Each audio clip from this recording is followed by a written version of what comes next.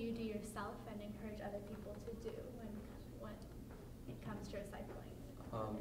Usually just like the little things, I think. Just remember to recycling everything you can possibly recycle, but it's also to remember that sometimes recycling isn't the best option, sometimes just not buying the object.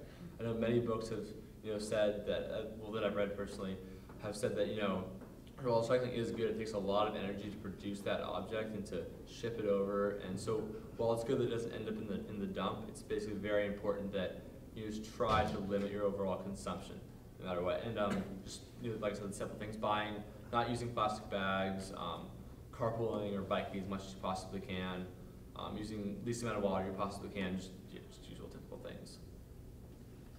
Yeah, pretty much same thing, just the 3 R's with reduce, reuse, recycle.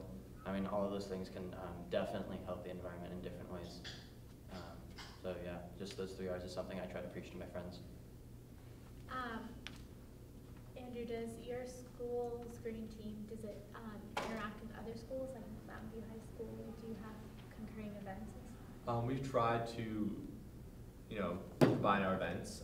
We're still doing that right now. Like I said, Mountain View High School also has a CFCC bike encouragement program that they're doing. We copied ours off of theirs.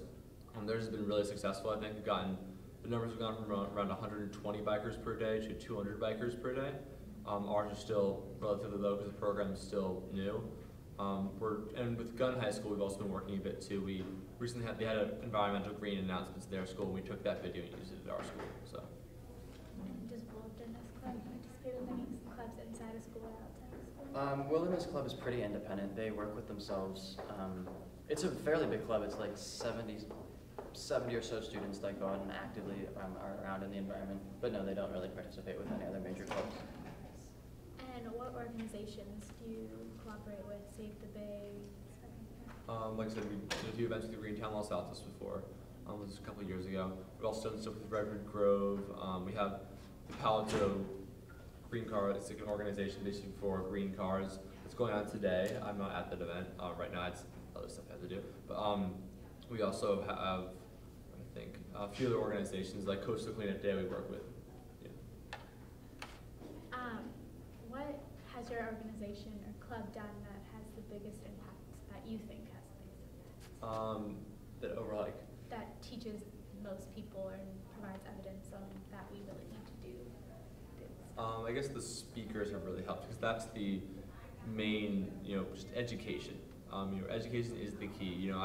We're trying to start a program right now where you basically go into elementary schools and we read different books like Lorax and different environmental books to them.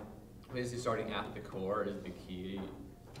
In my personal belief, you're getting that green initiative, stabilized, basically in basically little kids in their childhood, because then it just becomes the norm for them in the future. And Carl, what's your favorite event that Wilderness Club does? Wilderness Club, of course, we're at a high school and where students always bring water bottles because they don't want to, leave class to get that drink of water. And it was last year, like almost everybody had those plastic water bottles, and Wilderness Club put on this huge event where they sold it was like 800 water bottles or something crazy like that, that were all metal. They're all metal, so they, of course, the whole reuse idea, and ever since, it's like the number of plastic water bottles seen has dropped so much, and it's actually really impressive to see how much of a difference. Just that it's like the single 2-week-long. It was like 2-week-long fundraiser, and how much of a difference it had on the school. And Andrew? My favorite one way. Event that you do for your club? The favorite event definitely our paper recycling pick, because we usually get a lot of people to show up for that event because it's during tutorial, which is in the middle of the school hours. So you just go, you get 40 minutes of community service, and you basically go around and you go to different classes and pick up the recycling. It's always fun to go in and see teachers you haven't seen in a year or so and say hi to them, and you basically pick up the recycling. How do you get people to really understand what they need to do?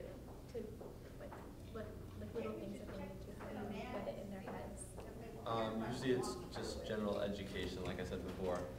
You basically show them photos. Statistics sometimes work, but those are just straight numbers. I know a lot of environmental organizations use statistics to try to sway people. I personally think that photographs help a lot too when it comes to education. I know the first time I saw the dumps in China and India, people living in them, trying to salvage different materials that they could live off of, was a very big impact for me. So.